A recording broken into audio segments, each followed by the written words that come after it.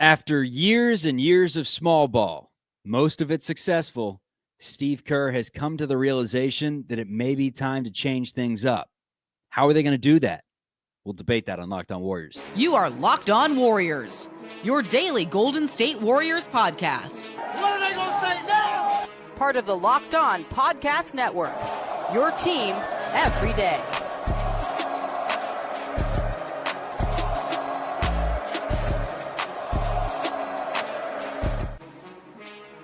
What is up, everyone? Welcome to Locked On Warriors, part of the Locked On Podcast Network, your team every day. Now the #1 sports podcast network out there. How about it? This show's brought to you Monday through Friday. You can catch us on YouTube, wherever you get your audio podcasts. If you're hanging out with us, hit that thumbs up, hit that subscribe. Very much helps us out. Tell a friend to tell a friend. My name, Charlie Walter. I am the host of this show. I formerly worked at 95.7 The Game in CBS News Bay Area and now talk dubs on this channel. Find me on TikTok at It's Charlie Walter, Instagram, CWalter22, Twitter /X, Charlie Walter TV. On the program today, Steve Kerr gives his thoughts on the Warriors just being dominated on the glass by the Portland Trailblazers. It's now 3 straight losses for Golden State, dropping them to 9-9 on the season. They're 0-2 against a younger, bigger, more athletic, scrappier is a great word to describe them, Portland Trailblazers team. And NBA group play, NBA Cup, you can forget about it. It's not the Warriors' year in the NBA Cup, so it is what it is. Steph Curry led the way with 38. Jimmy Butler had 20. Draymond Green, 11. Moses Moody, 10. A very good game for Brandon Podziemski, who is actually one of the plus guys off the bench at a +3. Warriors offense, it was humming. I mean, 48%, 123 on the scoreboard, 17 of 43, good for 40%. They got to the line often, 30 times. They hit often, 26. That's 87%. But the glaring statistic, 52 rebounds for Portland, 32 rebounds for Golden State. They gave their thoughts about it, and they were not good thoughts, to say the least. You can play as hard as you want to, fly around, but the best offense and the most demoralizing thing for a defense is, 20 seconds of good defense and then easy putback or, second, third opportunity. So we're just not guarding nobody. That's from what I can tell, I haven't been here long, but that's never been the formula here. Not to win a championship, you got to take each and every matchup personal. Yeah, help's going to be there, but we got to do way better guarding on that side of the ball. How big of a concern is defensive rebounding? Yeah, it's a concern. I mean, we have been playing relatively small lineups with Draymond at the 5. We can, we'll think about going back to Quentin to get more size out there. That's definitely a possibility. So we'll just have to get a good gauge on our team here this coming week and watch the film and see if that's something we want to do. Jimmy Butler's comments on the defense is something we're going to talk a lot about on today's program, but I want to start with the size aspect. The Warriors addressed this years ago in the NBA draft when they went after James Wiseman. That clearly did not work. Aside from that, they've tried to get bigger in the spots that they can get bigger in. I mean, Trayce Jackson-Davis is a second-round pick. Quentin Post is a second-round pick, trading to try and bring in Dario Saric. They've tried to bring in some size, but it's always been marginal size. And what I mean by marginal size is, one, they're positionally small. Maybe not Quentin Post, but he's also someone that plays around the perimeter, and you don't consider him your traditional back-to-the-basket big or someone that's going to stuff Donovan Clingan, because that was your issue, was Donovan Clingan really changed this game. Final statistics on him, he had 22 points. He had 10 rebounds. He was just a lob threat for the majority of this game, where he's hitting fadeaway elbow jumpers and showing you skill to his game. Then the lobs from Avdia, who would beat someone off the bounce and would just don't know who it was every single time. It was sometimes Moody. It was sometimes Jimmy. It was Draymond at times. He beat someone off the bounce, and guess who's waiting? Down on the block, the dunker spot. Here he comes. It's Donovan Clingan. He absolutely killed you. There was one possession where Denny Avdia was driving on Moses Moody, and Gary Payton's on the left wing guarding Toumani Camara. And Payton slides over for a little help side defense. Denny Avdia realizes it right away, kicks it into the corner, and Camara, who's not a great three-point shooter, just buries it. And I'm like, can we not stay in front of our men? Do we need the doubles and the help to come over at all times? It's just hard to play that way. And the issue is, I don't know if it was a scouting thing, a schematics thing, giving the Blazers so many open looks, but it did feel like the closeouts weren't there. The switches weren't necessarily there where there wasn't a hand in the face. I mean, how many times Toumani Camara went 4 of 6 from 3? Now, he's not a great three-point shooter on the season. So at 32%, the scout says give him some open looks. So I guess you'll take that, him going 4 of 6. But Denny Avdia had some open looks. Granted, he was just 2 of 7. It was Caleb Love, though. Caleb Love that changed this game with his shooting. Someone that had like 30 career NBA points and could not shoot it, at least at the association level. He was a microwave at North Carolina and Arizona, but has not been able to shoot it in the NBA. And he goes for his best game, 26 points, 9 of 20, 6 of 14. So for those of you that before the game said there's going to be some random shooter on Portland, like always, that comes out against the Warriors and has the game of his life, that player was Caleb Love, who has a performance for the ages. Steve Kerr on how this team's going to get bigger and better on the glass. I think we can get back there, but we may have to, shift the combinations a little bit and play bigger more often, play two bigs more often. Somebody with Dre, whether it's Al or QP or Trace. So we have to look at that for sure. And Al Horford had to leave this game late. He was not able to check in due to injury later in the game. So that obviously hurt the Warriors. The Dubs were up 11. You got a great performance from Steph Curry. Final numbers, as I mentioned, he had 34 with his 9 of 17 from 3. I mean, what more do you want from him? Jimmy Butler, 28 and 5. What more do you want from him? Draymond Green knocked down a couple of threes. Offensively, what more do you want from him? Brandon Pajemski was hitting shots. He had 20 points. He got to the line 10 times, knocked down 8. The offense was not the issue. Now, Steve Kerr said that he's not really worried about the defense as much. It's the offense that has kind of scared him. But going back to the rebounding and how the Warriors are going to get better, because this is a franchise now that has not been big for a minute, but has been able to hold their own on the glass. Take away some games against the Rockets last season in the playoffs. And frankly, the last couple of years, it hasn't been as good as years past. I mean, they were not a big team when they won the championship in 22. And they held their own in the rebounding statistic. They may have been top 3 in the NBA, if my memory serves me correct. And Kerr was asked about that and said, we have to try some different things, different combinations. And I mean, it's like trying to fit a square peg in a round hole at some point to where it does seem like a little bit personnel. A lot of it coaching, a lot of it rotations, yes, but personnel.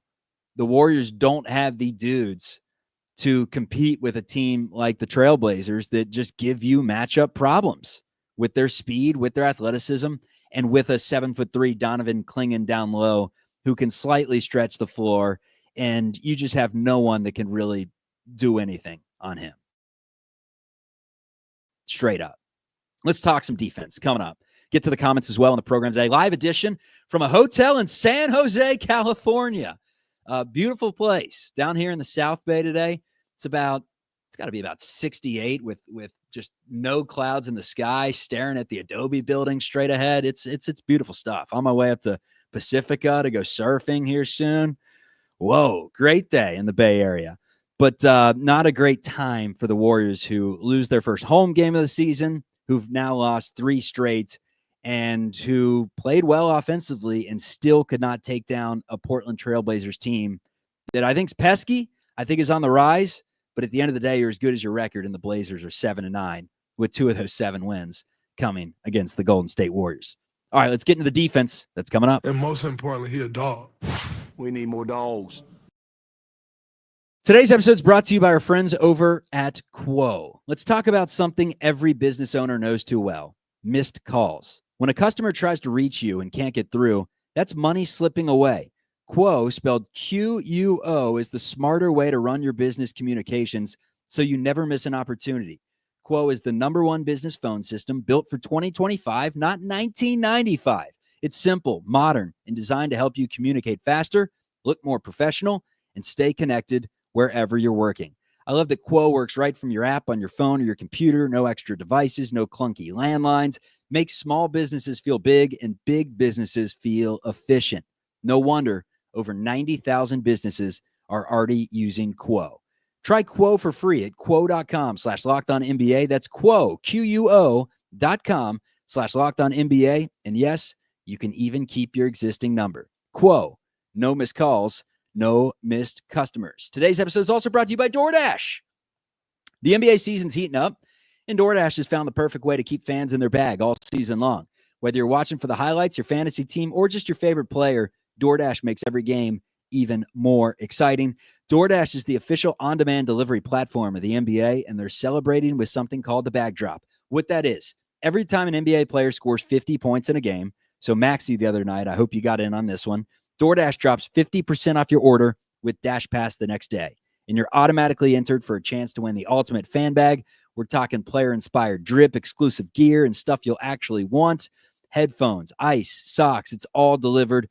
DoorDash keeps you covered. So next time someone goes out for 50, promo code is NBA50. The next day, you'll get 50% off on DoorDash with Dash Pass plus your shot at the bag drop. It's Dash Pass members only. 50% off up to $10 the day after a 50-point game with promo code. Terms apply. No purchase necessary. Ends April 13th. Open to U.S. residents 21 or older. Visit DoorDashInYourBag.com for full details. DoorDash in your bag all season long. Let's get back to the show. Who can stop Steph Curry? Hopefully we'll never find out. All right, so what we know about this team is that Steph Curry is still incredible, and he, frankly, deserves better. He deserves better players around him, and unfortunately, the Warriors are kind of in a quagmire where it is difficult to get better players around him. Now, I will say this. We have all kind of forgotten that Jonathan Kuminga is someone that can help offensively, and he's someone that can help on the glass. He'd been one of the team's best rebounders, if not the best, through the first however many games of the season that he played. He's been out for a while now. But Steve Kerr said that Kuminga's getting a workout on the court. He said the plan is to practice Kuminga on Sunday, scrimmage on Sunday, and see if he can determine whether he's good to go for a Monday return from knee tendonitis. And that'll help out the Warriors tremendously if they can just get an extra body back. Because, look, say what you want about Jonathan Kuminga. He's been inconsistent at times, but from the rebounding effort alone, losing by 20, having some size out there, having a little 6'7" guy. Sorry, I had to. Having someone out there that gives you a little size, speed, and length is not going to hurt whatsoever on the glass. But defensively, he's not going to help tremendously. His point of attack is not great. Moses Moody's point of attack is not great. The Golden State Warriors' efforts on point of attack defense is not great. And Jimmy Butler is kind of pissed about it. Everything, because you're not taking anything away. You're not taking the pain away. You're not taking away layups, free throws, lobs, threes. So we don't know where they're going to get a shot from, but tonight they was getting whatever shot they wanted. Did it feel like a step back tonight? I mean, you sounded more optimistic at the end of the road trip about the defense. I'm always optimistic, but I'm also honest and a truth teller. We can beat individuals on some nights whenever we're scoring the basketball, but you can't always bank on shots going in for whatever reason why. You always have to be able to guard.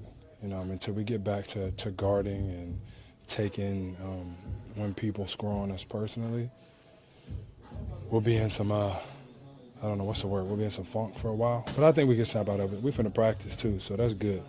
Do some closeout drills, play some one-on-one, see who got what. Do you and Draymond sort of take it personally, given how much you pride yourself on defense? Oh yeah, I do.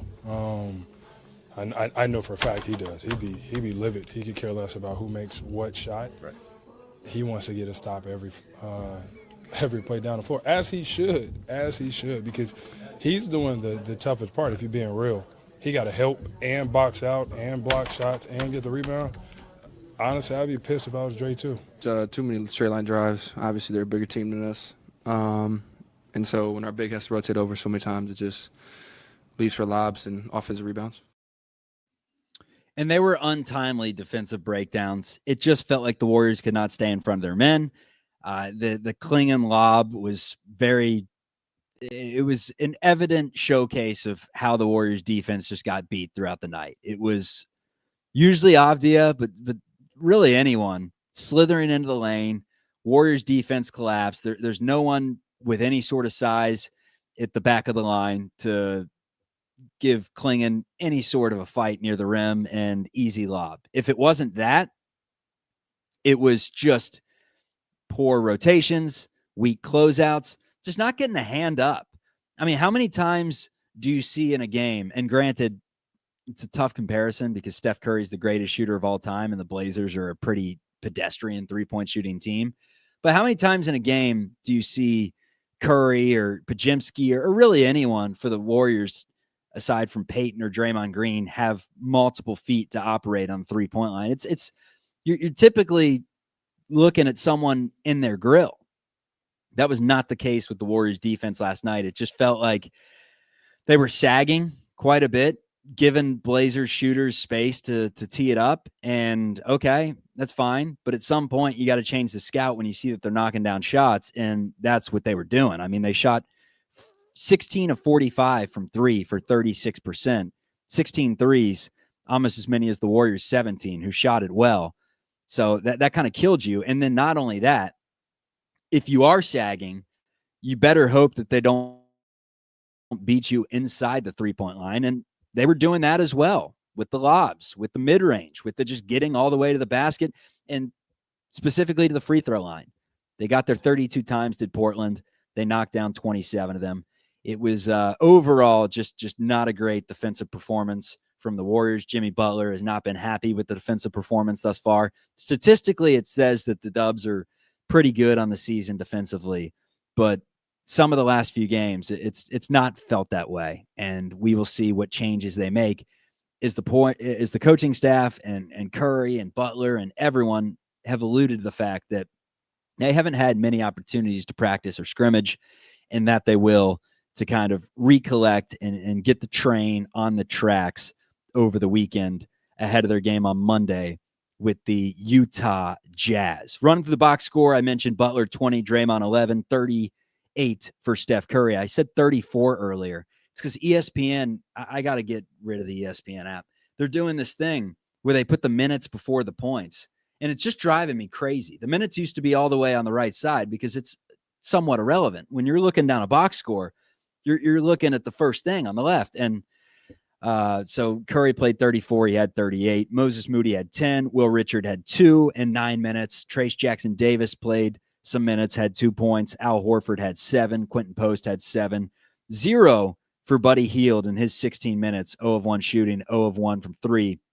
At some point, the Buddy Hield experience needs to take a turn, needs to start flipping, or Buddy Hield and his $9 million is going to be used as trade bait straight up, because the Warriors need to get better and they don't have time to wait on Buddy Hield to start knocking down some shots. He is, as Patches O'Houlihan would say, as worthless as a poopy flavored lollipop when he's not knocking down shots. Gary Payton played 17 minutes. He had 6 points. And then Brandon Pajimski, who got 30 minutes, played a nice game, 20 points.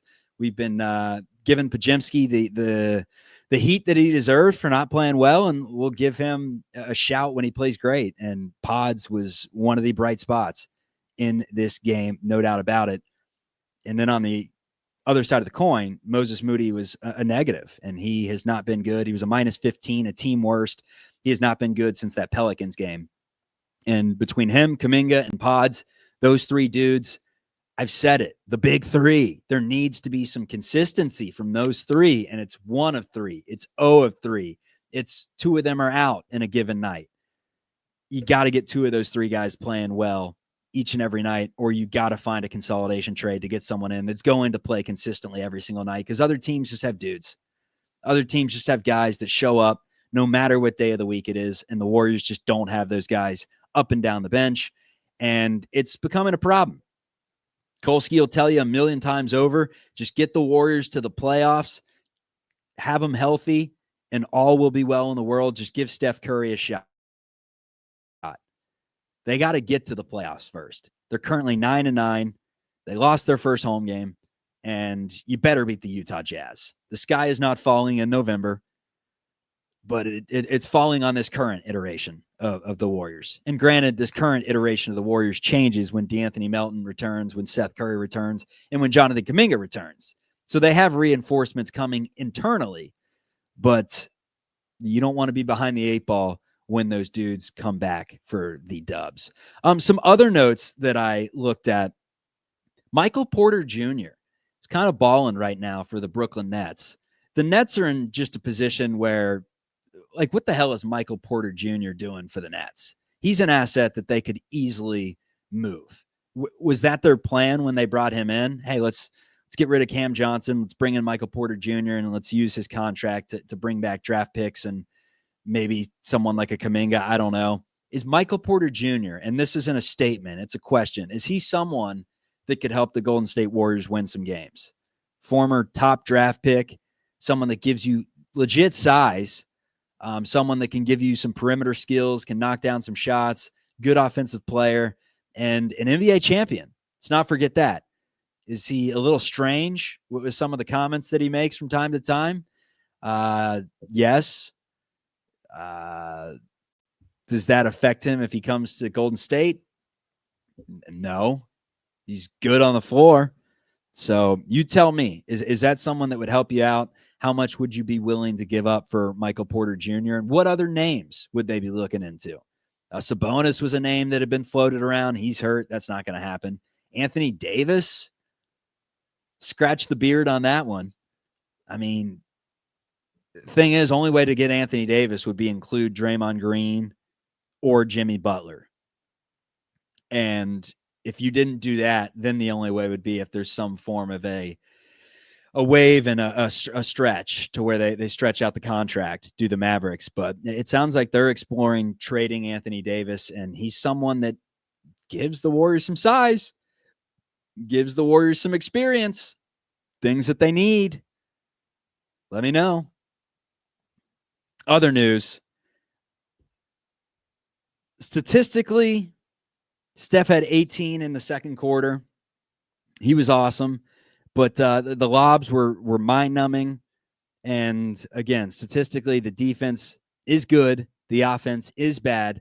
But the final takeaway from the Portland Trailblazers loss is that the defense was terrible. It was frankly terrible on Friday night as the Blazers coming to chase and take down the Warriors in group play, 127-123. When we return, I'm going to scroll through all your comments, answer some questions, let you guys kind of dictate the show, but not too much because we got to go around the league, tell you about some of the things that happened in the association, including a budding star on the rise in Houston, one of the best players in the NBA in Philly that no one's really talking about right now, or they weren't a few weeks ago. They are now. And Denny Avdia, man, let's give him his shouts. That dude can really, really play. Locked On Warriors around the league, a look at who the Warriors are playing next, and a standings update that is straight ahead. Forget that. We champs. Why are you starting with that question? We got 4 championships. All right, today's episode is brought to you by our friends over at PrizePicks. PrizePicks is one of the best way to get in on the action with NBA, and the reason it's so fun is because we all make decisions every day, but on PrizePicks, being right can get you paid. Don't miss out on the excitement of NFL, NBA, or both with PrizePicks. It's the simplest way to play. Just pick more or less on 2-player stats. If you get them right, you win. The more stats you pick, the more you can win. Takes less than 60 seconds, and you can play everywhere PrizePicks operates, which includes California. So for an example, Steph Curry last night, let's say his over-under in the game set at like 32.5. It's up there. You take the over, you win. 7 threes. You take the over, you win. You take the under on Jimmy Butler's 22.5. You win. You stack all these things together, you start winning more and more money. It's real money, it's real fast, and it's a whole lot of fun. That is PrizePicks, the best way to get in on the action. Today's episode is very, very proudly brought to you by our friends over at PrizePicks. Download the PrizePicks app today. Use code LOCKEDONNBA to get $50 in lineups after you play your first $5 lineup. That's code LOCKEDONNBA, $50 in lineups after you play your first $5 lineup. PrizePicks. It's good to be right. Today's episode is also brought to you by our friends over at Doer in San Francisco. They have a physical store and they have great stuff. So why not check them out? Give me 2 seconds now. I gotta show you the product. Literally never do this, but I gotta show you the product live on air.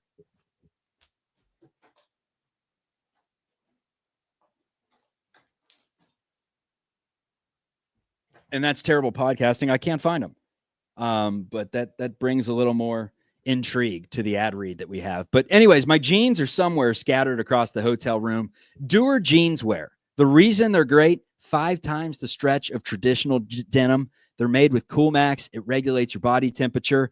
It's perfect on the go. I throw them in my suitcase whenever I'm going on a trip anywhere around the bay, because regardless of where you're driving, hour north, hour east, west, regardless of where you're going, they're versatile. You're going to feel good in them because of that Cool Max and because of the 5 times the stretch of traditional denim. And it's not just jeans, it's jeans wear. There's a reason why they call them the world's most comfortable pants. Check them out. 567 Hay Street is their physical store. Mention our promo code LOCKEDONSF to get 15% off your first order. Or check them out online, shopdoer.com/LOCKEDONSF for 15% off. Doer is spelled DUER.com.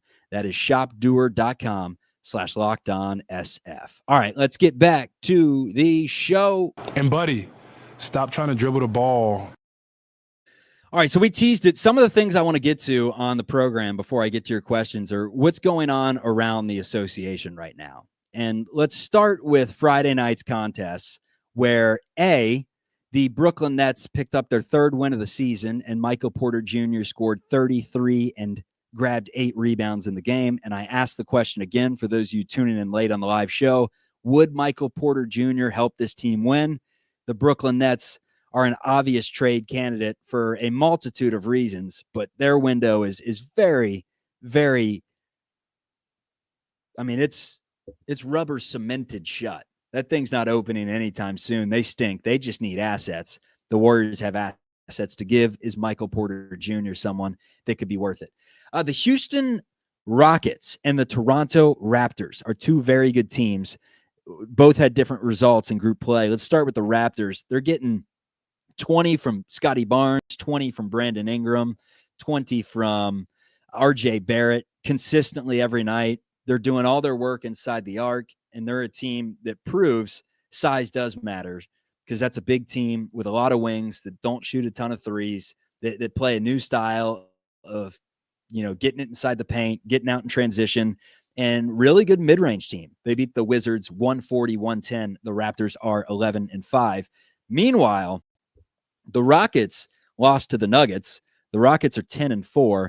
The Nuggets are phenomenal. Jokic is phenomenal. He had 34, 10, and 9 in the game. That's just another Friday night for Nikola Jokic. Reed Shepherd, meanwhile, is becoming a pretty nice player for the Houston Rockets. He's shooting upwards of 50% from 3. He had a career-high 27 points in that game. So losing Fred VanVleet, never a good thing. It's never good to lose depth. But if you want to look at it in a spin zone manner, if you're a Houston Rockets fan, the good is that Reed Shepherd is no longer getting G League minutes. He's getting real minutes, and he's performing well. Thunder beat the Jazz 144-112.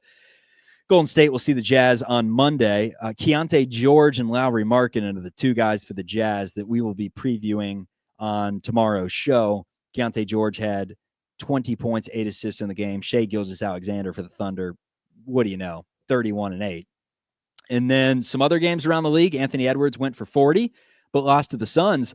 Don't look now, but the Suns are kind of hot. They're 10-6. Who would have thunk it? And they're doing it in a lot of different ways. Like yesterday, it was Colin Gillespie who had 20 points to lead the way. I guess Dylan Brooks led the way with 22, but Royce O'Neal went for 16. Mark Williams went for 19. Devin Booker went for 16. Jordan Goodwin went for 13. A team doesn't even have Jalen Green yet, and they're winning games. So Phoenix was kind of that team that looked like they were in purgatory, trading Kevin Durant and getting rid of Bradley Beal. And who knows? I mean, Are they better than the Warriors? I don't think so. The Warriors stomped them a little bit ago, but they're playing better basketball than the Warriors. That's for sure. Mavericks beat the Pelicans. Pelicans are someone that I think the Warriors can look to in a potential trade, whether it be Trey Murphy. I don't think it's Zion Williamson, but there are guys on that team that you can look to because they clearly need to go into the Fears, Derek Queen, very young combo of dudes and hope that by the time they leave the Smoothie King Center and head to Seattle to be the Sonics, or maybe it is in New Orleans, their future. I don't know, but that franchise is a mess. They're 2-14 and relying on Zion Williamson and Trey Murphy and Herb Jones and this older iteration of guys.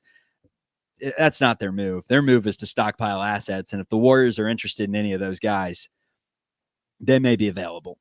The Heat are hot. A team that the Warriors just lost to the other day, 143-107. They beat the Chicago Bulls. Kel'el Ware is a real nice young player that's going to be a rebounding champion soon. It's just a matter of when. He had 20 points and 14 rebounds in the game. Tyler Hero is expected to be back very, very soon for them. That's someone that averaged like 23 last year and hasn't even played a game yet. So watch out for Miami in the East. But we're a team in the West, and we're focusing on the West and what's at hand. Let's get to the comments. Those of you that have questions, I will be answering them right now. We got Jazz could win if they want, but they're tanking. They'll be up in the third quarter against the Warriors and lose. I don't think the Jazz are going to beat the Warriors. I do believe that for as messy as it is for stretches, I do think that the Warriors, that type of team, that they'll have some bad performances in a row, and then you'll have games like San Antonio. Well, they'll flip the thing around. I don't think it's ever going to get to the point like last year where it was legit a sub 500 mess for weeks of the season before they decided to bring in Jimmy Butler. I don't think it's that bad. I think Kuminga getting healthy is going to help. DeAnthony Melton, Seth Curry, getting guys in is going to help, and just having a more favorable schedule. Because Portland, like we said, they're not the best team in the NBA, but in terms of worst matchups for Golden State, they're up there. Like they're going to give the Warriors fits. You've already played the Thunder. You played the Nuggets twice. You've already played the Lakers. You've played, the Clippers kind of stink, but you've played them. Go up and down, and the Warriors have played some really good teams, which means the cupcakes are coming. And the Warriors are going to feast around the holiday season. That's when things are going to get easier. And we said that last year. And that's when the Warriors started losing, frankly. They lost games to teams like the Jazz and the Raptors and whoever it was. But coming up, doesn't get easier for a while. You got Utah and Houston are your next two, Monday, Wednesday. Both of those games at Chase Center. So it's difficult, or it's Utah difficult. It's easy, then it's difficult. Then it's New Orleans, easy. Then it's difficult, Oklahoma City. All those games I mentioned are at Chase. And then it stays difficult for a minute. At Philly, Tyrese Maxey putting up damn near 35 points a game. He's up there with Iverson and Wilt Chamberlain as some of the best scorers to start a season in Sixers history. We're going to see Tyrese Maxey. We'll see the youngster VJ Edgecombe for the first time. Paul George is back. That's to open up December, and that's to start a very tough road trip that features Cleveland, that features Chicago. Then you fly all the way across the country for a game against the Phoenix Suns. So there are some difficult games in there, no doubt about it. Then you'll have, the Suns again, Orlando, Dallas. But where it gets easy is once you get down to the new year, I guess past the holidays, you'll have Charlotte.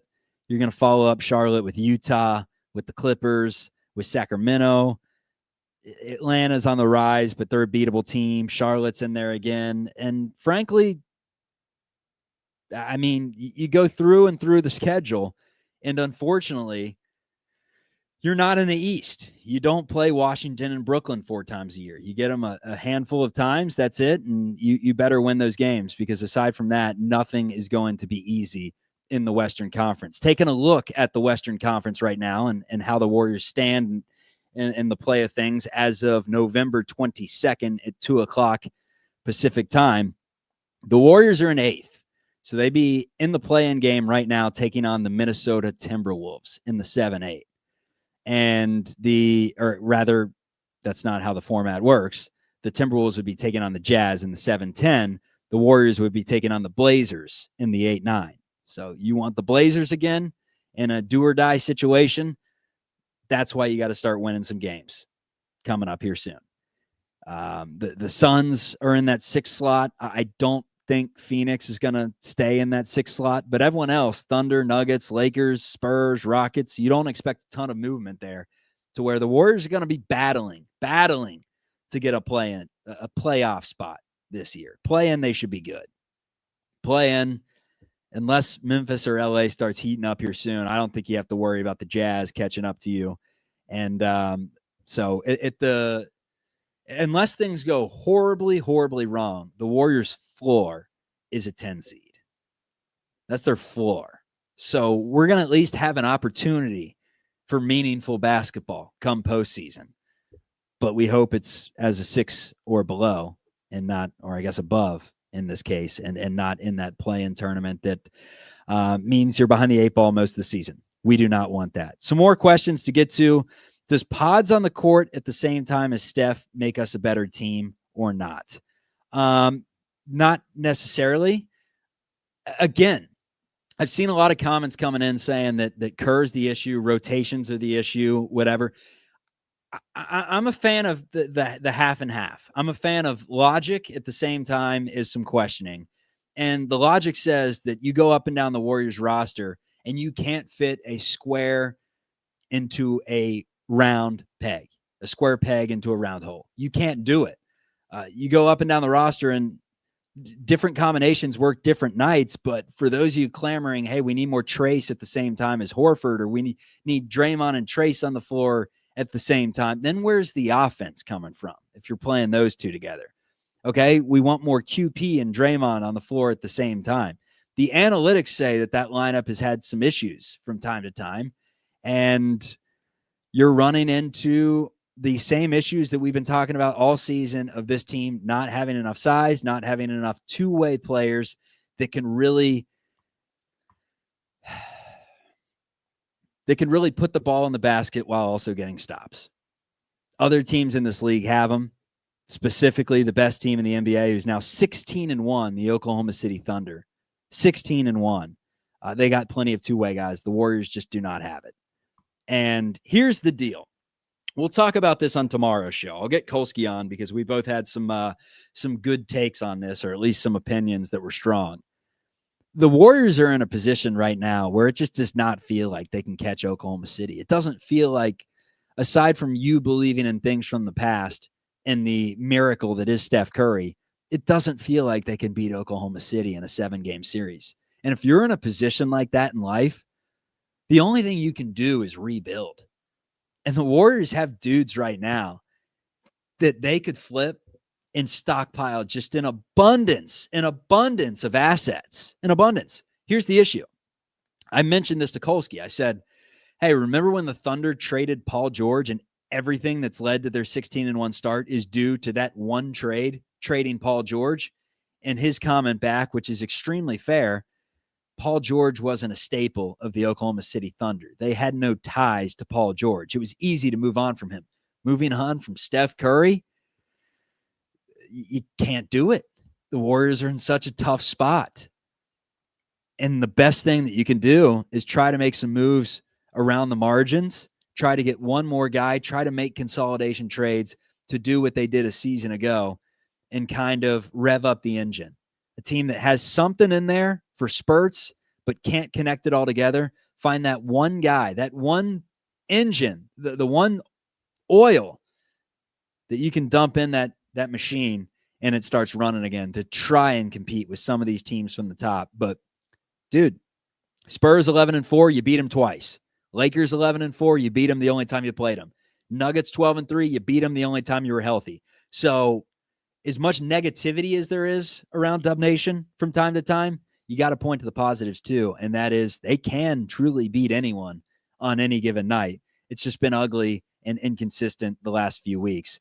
But again, it's a fascinating conversation if things keep going this way about what they will do at the trade deadline. I think the only move for them is to kind of stand pat and try to get better rather than blowing the whole thing up. Because I don't want to see this team without Steph Curry until the day that he cannot physically move, frankly. He's that much fun. and he was awesome on Friday night. You guys were awesome. Thanks for tuning in on a Saturday. This is Locked On Warriors. If you see me around San Jose, Pacifica, or Walnut Creek, the 3 places I'm cruising around to this weekend, come up, say hi. If I see you in a deli or something or a pastry shop, I'll buy you a scone. Have a great day. Chuck Walter, this is Locked On Warriors, part of the Locked On Podcast Network, your team every day, the #1 podcast network out there. Peace, everyone. Enjoy the weekend.